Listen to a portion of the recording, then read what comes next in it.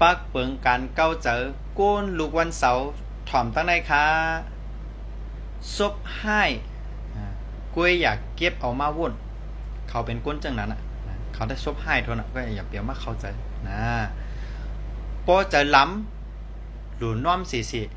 อย่าเจอไหมเพราะเขาจะล้ำในห้องน้อมในยาว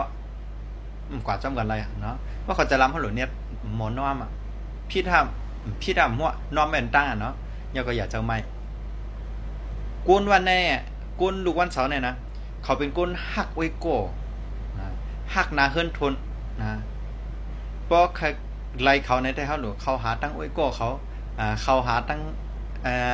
จัดที่พี่น้องเขาหาตั้งกวนในหน้าหอโตเฮิรนเขาเนี่ยเพราะเขาหาตั้งในแต่เขาว่ามันรีโทนอะรีเซเปิลอะนะมันแม่นที่สุดนะตอนต่างเงาตรงหัวในย้อนคือยังไว้กันได้ก่อนค่ะทบยากันแทงเหมือเนเงาตรงหัวนะสลาติ้นลีสลากาปันเหมือว่นถึงโจจตาว่นถึงสลาติ้นลีเหมือสุงค่า